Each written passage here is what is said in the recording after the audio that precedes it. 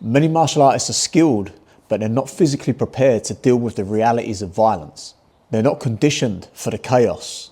Today I want to show you the missing link, how it changed my approach to training, and how it can help you too. All traditional martial arts work on the development of skill and technique through repetition, but few address the physical attributes required to make this stuff work under pressure. While I was younger, I used to focus a lot on the Hojo Undo, a lot of the traditional exercises, just drilling kata, a lot of repetition. And once my skill got up, being a small guy, small frame, very light, it lacked the power, it lacked the pop, it lacked the ability to stop people. Even though I had good technique, good timing, good placement, there was that little extra juice that was just missing.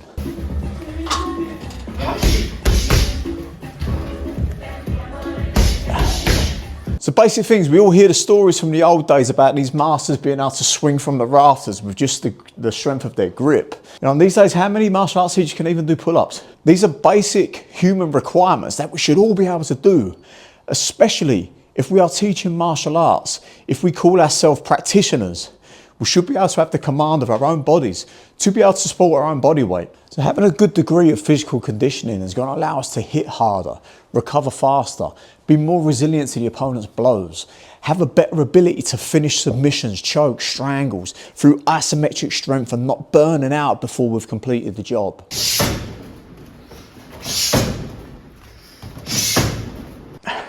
And I know it's said that true martial arts shouldn't require speed, strength, or power, or being faster or younger than your opponent. But the fact of the matter is, strength is never weakness. I don't believe in lucky shots or being more skillful than my opponent. I assume everyone I face is going to be better than me. And the only way I stand a chance is by being the best version of myself as I can be on the day, by remaining in a state of readiness. I always like to assume I'm the shittest person in the room. I never want to assume that I'm more skillful, more crafty, more clever, got better timing. I don't like to assume that. There's some bad motherfuckers out there. And if you assume you're the best, you're going to come foul. The only way you can be ready is by being the best version of yourself you can be on any given day and living in a state of readiness.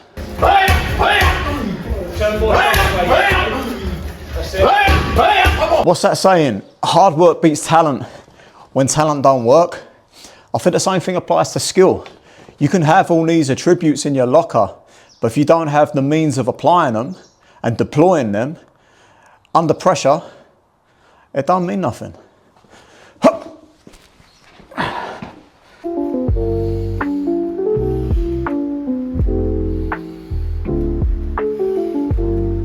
So exercises like the barbell hip thrust not only develop our hamstrings and glutes, they also prime the movement patterns required for power generation in our punches, in our front kicks, and also our anti-grappling techniques, such as our hip bumps and upas.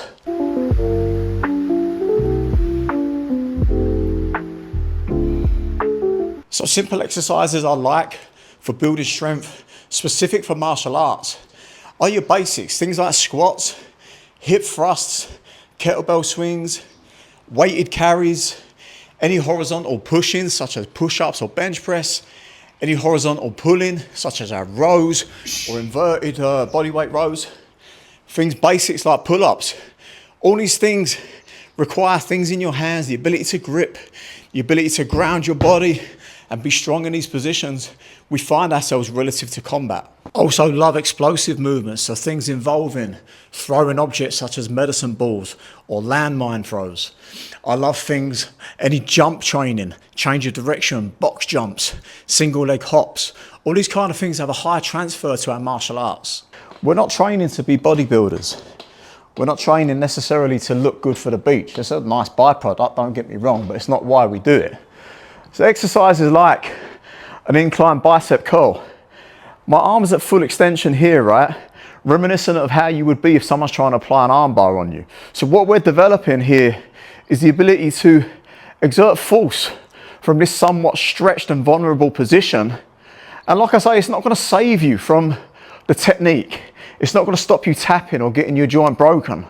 But having that little bit of strength at this end range just gives me a little bit more options than if I didn't have any strength here, where now the only option is for me to lose that joint. If I'm able to put the brakes on here and gain just a little bit of extra time, just to try and do something with my body and try and work a way out, well, that's better than having no strength and being stuck here and now it's too late. We always want to be able to have options.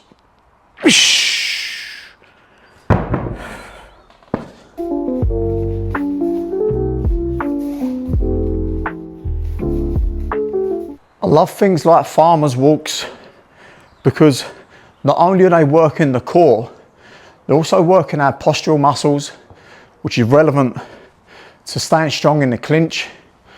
They're also working our grip. Now in martial arts, grip strength is everything. Our ability to latch, our ability to connect to the person we're dealing with, the ability to keep them as a part of us, so that whenever we grab something, we own it. Be it at an arm or be it the throat. Get used to carrying things. Get used to building the endurance in your grips. So that if you find yourself having to hold on for a long duration, perhaps the person has a knife. Perhaps we don't want him getting that knife hand freed. We want to keep control of that. At that time, you're going to wish you trained your grips for longer.